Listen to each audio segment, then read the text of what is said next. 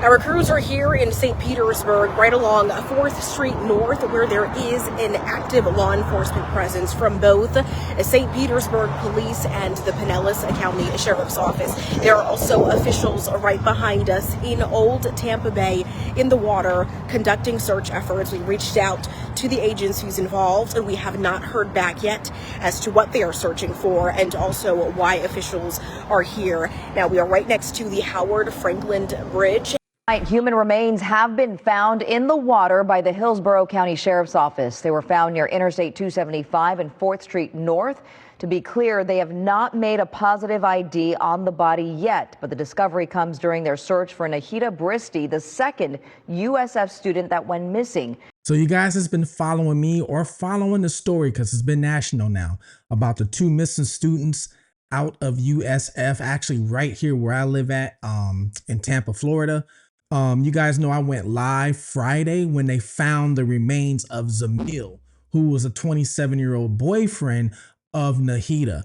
I went live and I went trying to look for Nahida, actually, since they found him, and I couldn't find her. Well, they found remains this morning.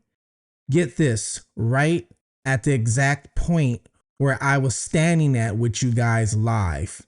Stay Fugitive TV. I am your host, Ray Marcel. And what we do here is we take a look at cases of missing individuals, cases that need a bigger spotlight, or unsolved mysteries or crimes. And I try and give these cases a different look or a different perspective, because I was once a fugitive on the run from the law myself. I ran for 15 years after I committed some white collar crimes, and then I went to different countries, lived under different names, eventually turned myself in. Now I own multiple businesses. I have this YouTube channel. I help family members locate missing individuals. I help family members get justice for loved ones who have been hurt.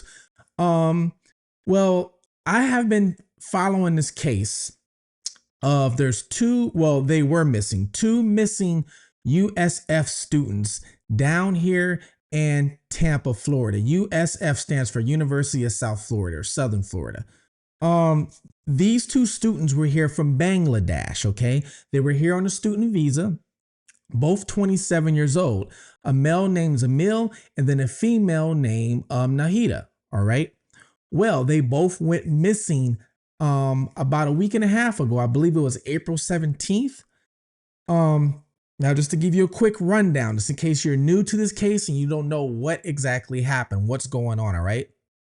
Zamil was roommates with another individual named Hisham.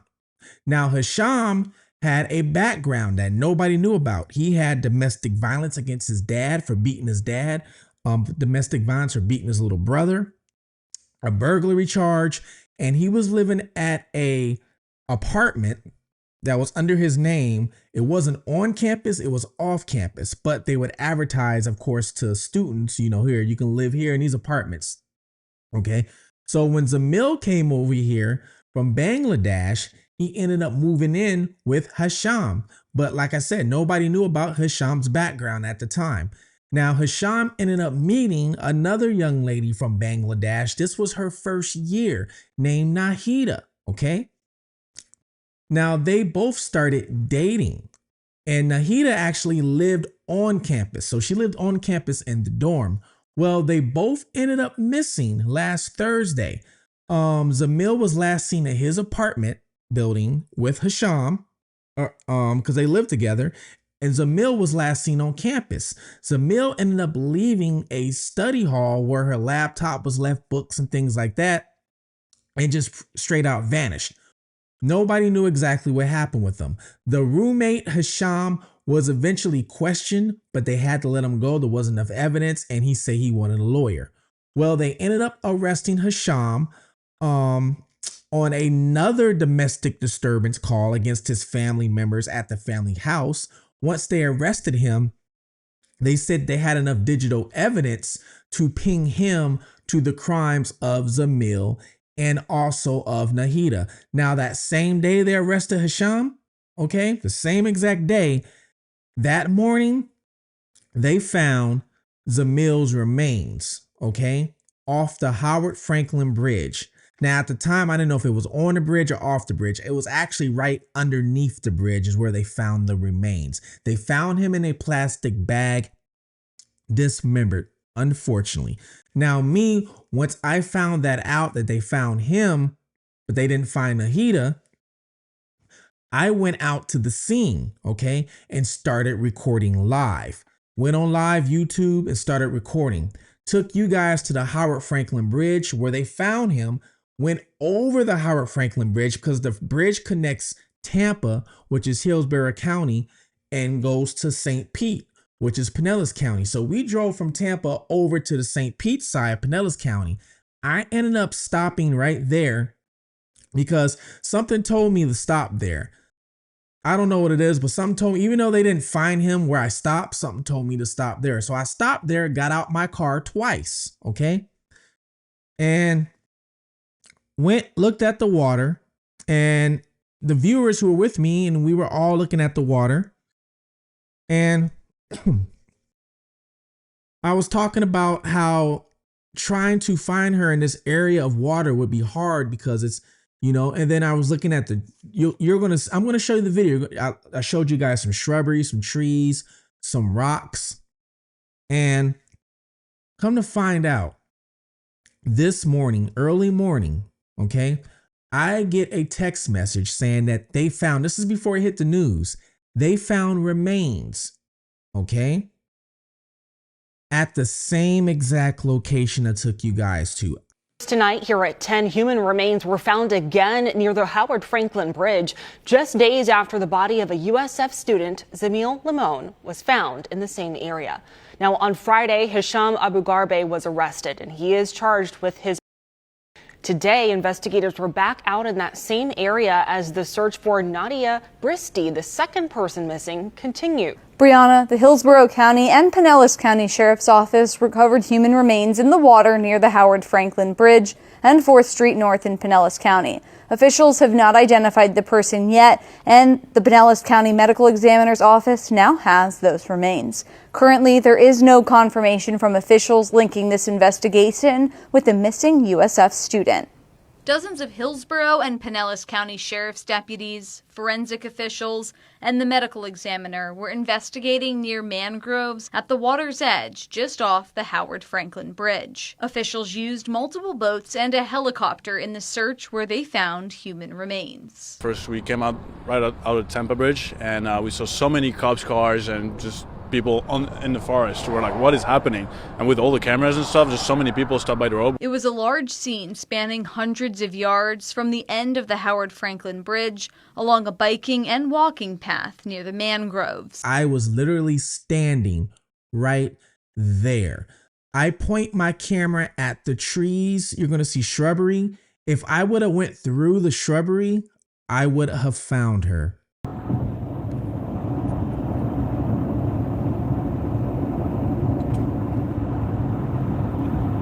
All right, let's go ahead and make a U-turn. And I'm actually going to make a U-turn. I'm going to stop and pull to the side just to see if we can see if they're still searching for her over here. And they both went missing a week ago. Both of these went missing a week ago. One is one's a female and one is a male. 27 years old, both went missing. They found him, unfortunately. They found his body right over here off this bridge in the area I'm at right now. So they found his body this morning. She is still missing. They don't know if she's alive. They don't know if she was dumped over here. They don't know anything.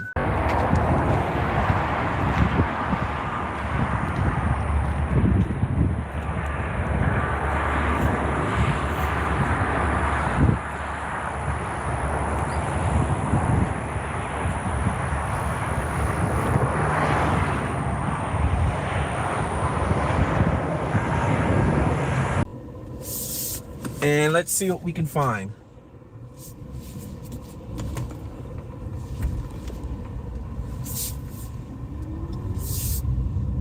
All right. So yeah, there's a lot of fishing that goes over here, a lot of fishing. So people were literally pulled over. They were literally pulled over and, you know, and go fishing. A lot of that going on here.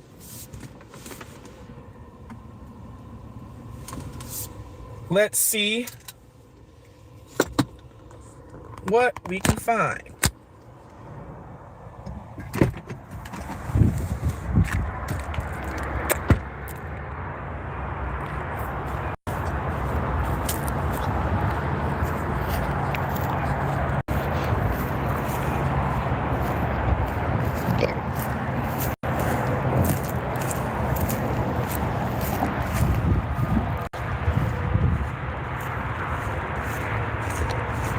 So you'll get a lot of stuff.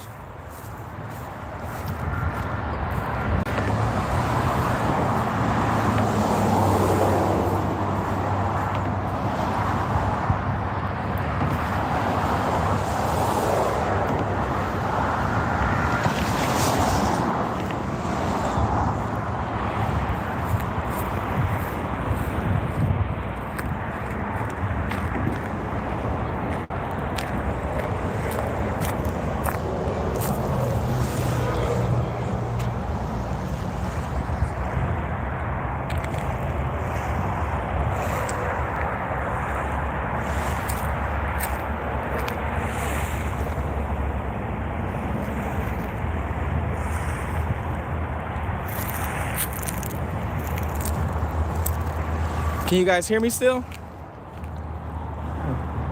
Let me know if you can hear me still.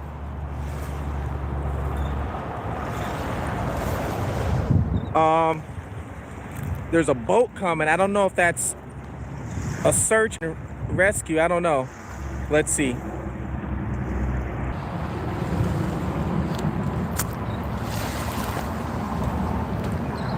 But yeah, what makes it sad is if he did manage to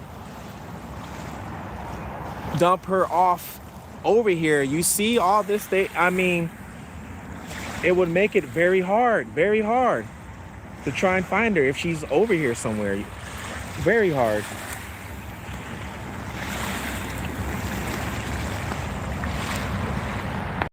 Right there.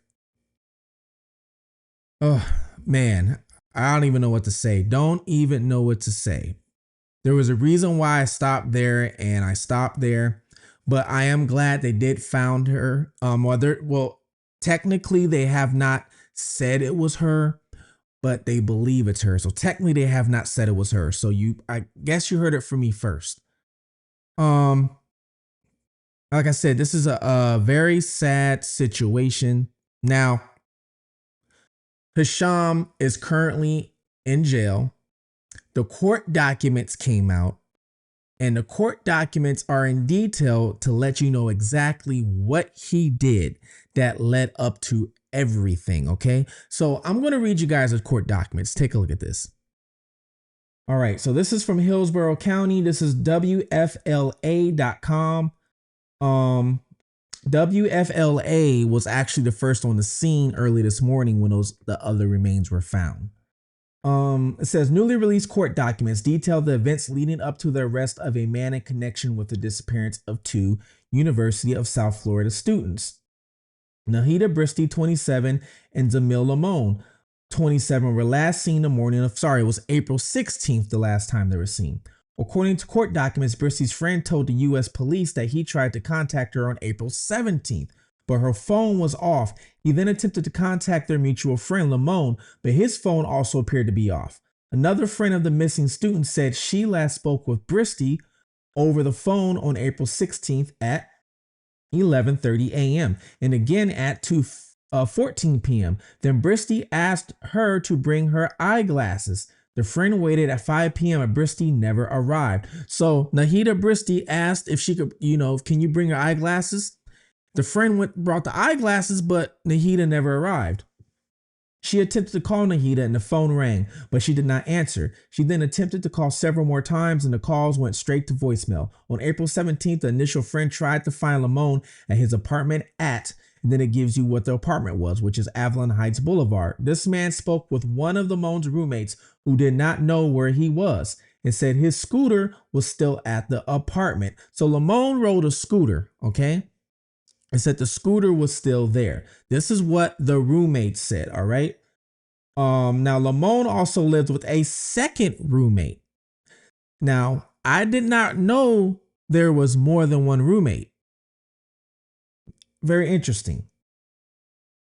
The second roommate is Hisham. USF police responded to Nahida's workplace on April 18th and found several of her personal belongings in the office, including her lunchbox, a MacBook, a larger purse, and an iPad. Like I said, she left everything behind.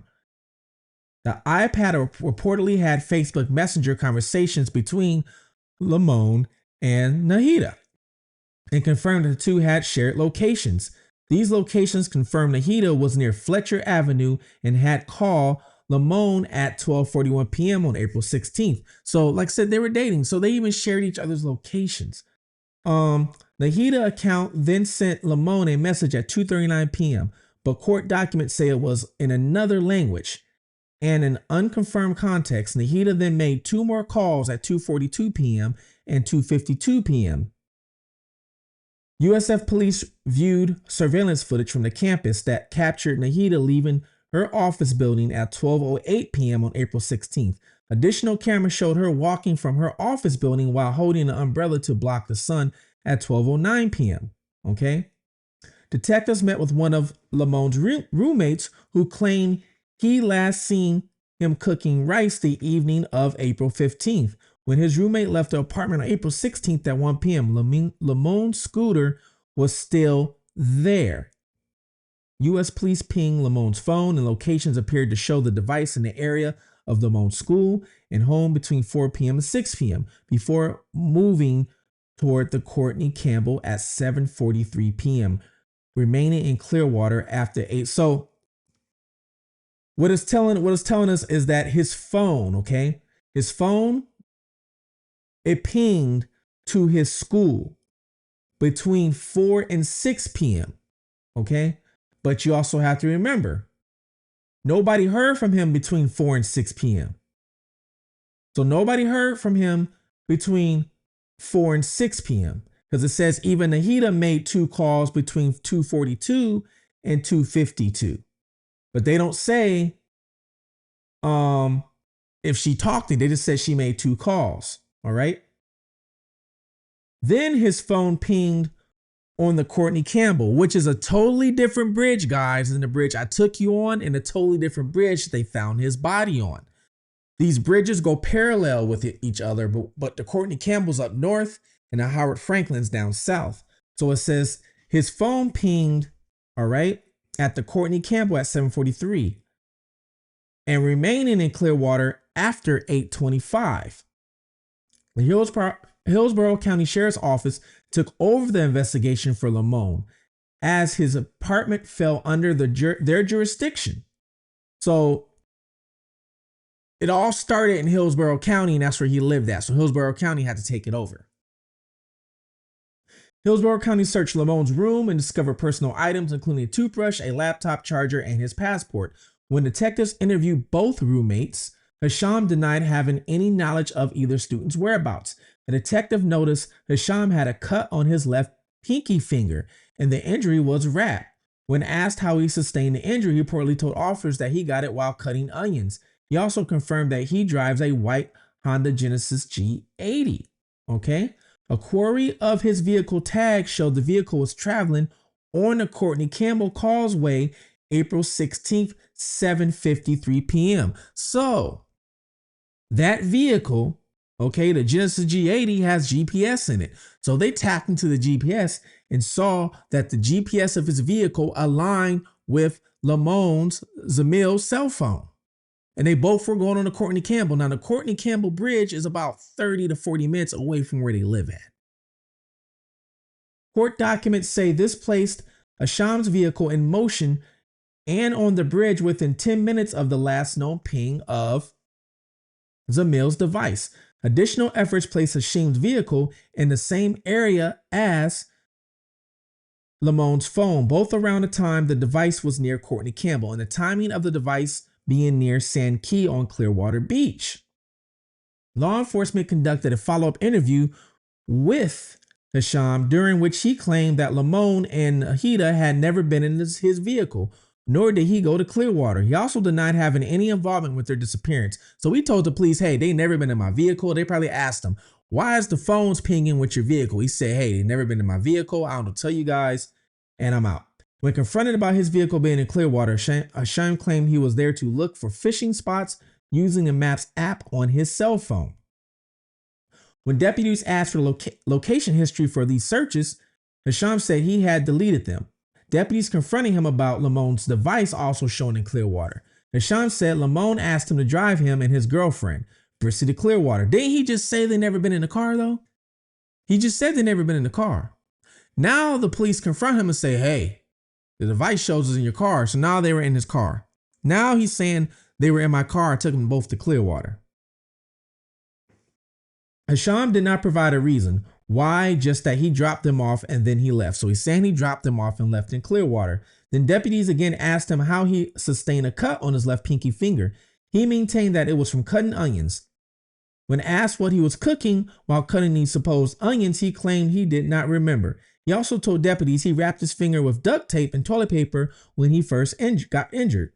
When law enforcement looked through the trash bin in the front of the apartment, they found a CVS receipt for trash bags, Lysol wipes, for bees, Funyuns, and Irish body soap. The receipt was dated April 16th at 10:47 p.m., folks. So remember, the phone pinged on April 16th at 7:53 p.m. on the Courtney Campbell Bridge. All right. So that exact same day, he went to CVS, bought trash bags, Lysol wipes, and Febreze, Funyuns, and Irish body wash. There were also pieces of silver duct tape, with that appeared to be white tissue within and blood on the interior of the tape. When deputies asked the roommate about the receipt of the items, he said Hashim ordered them to be delivered. Hashim denied purchasing the items, denied having been to CVS since April 15th. Deputies obtained surveillance for CVS, and the purchaser appeared to be a delivery driver. Until unit searched the Sand Key Park in Clearwater on April 22nd. They found a weathered clock firearm with rounds in a magazine, but no chamber. So they found a firearm with rounds in the magazine, but no chamber. The firearm was traced back to a subject in Marathon in the Florida Keys. Court documents said units did not find items with any sort of value. So deputies conducted an additional interview with the first roommate. He said that he returned home at 11 p.m. on April 16th. He noticed several items were missing from the common area: a black cushioned kitchen floor mat, Limon's pot and pan, and a white Gatorade or Powerade logo towel from the counter. Detectives searched Limon's bedroom again and noted a pair of women's 6-size Puma sneakers on the floor by the doorway. They also found a black umbrella on the desk, guys. You remember?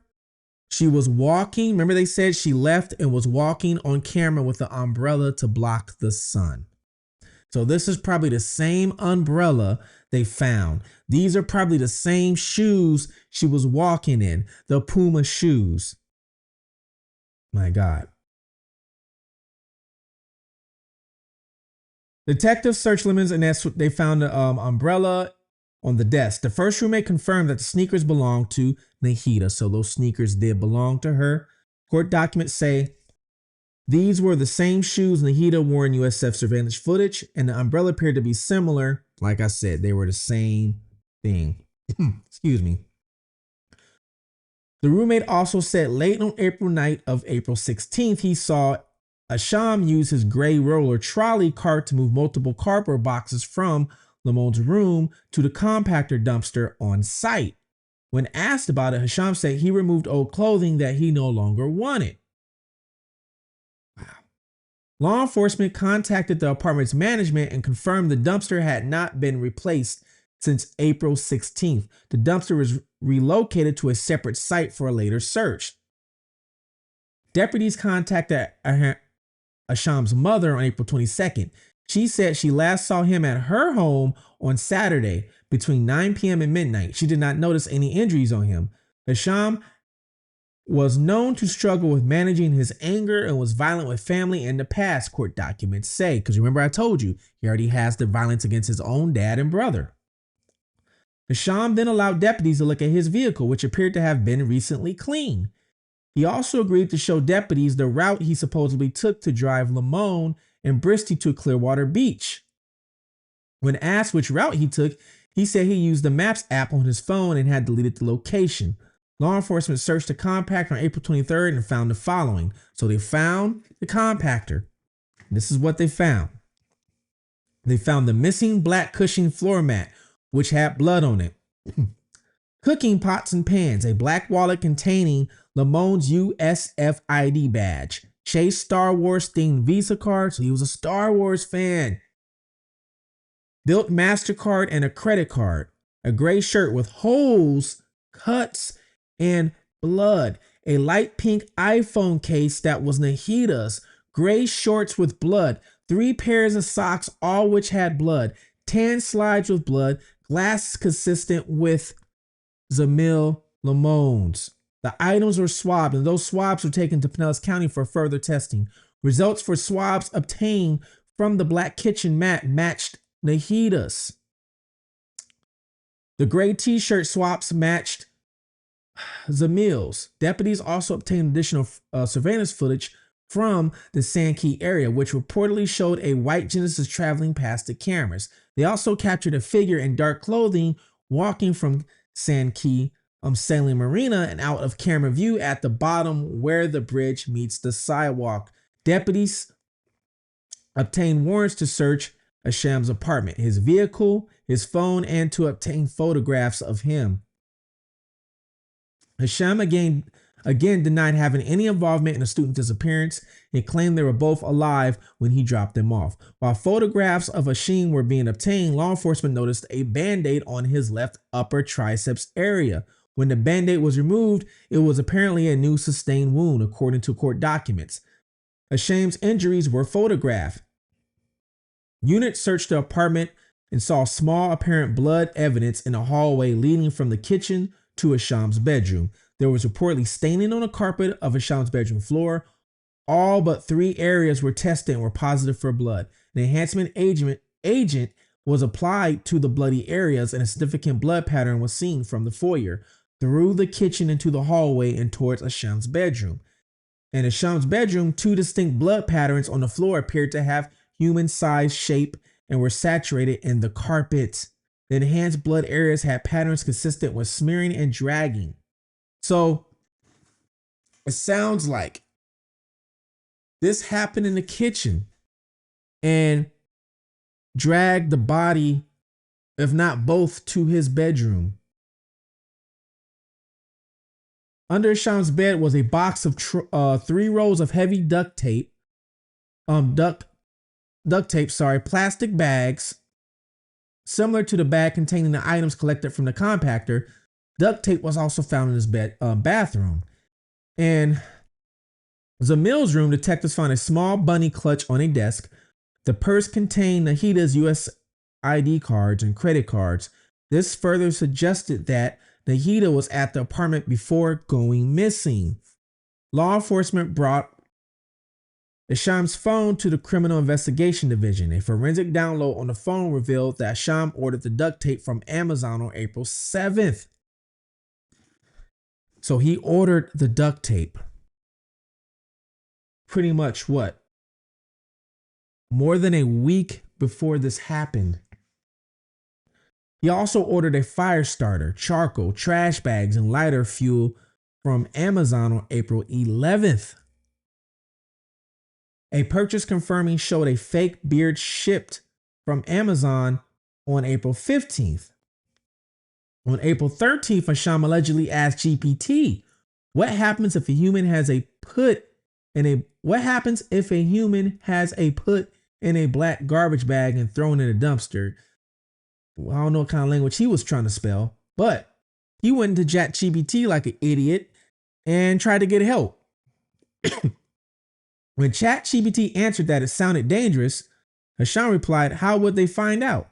Throughout the next few days, Hisham allegedly asked ChatGPT several other questions, including, can a VIN number on a car be changed? Can you keep a gun at a home without a license? Oh my God.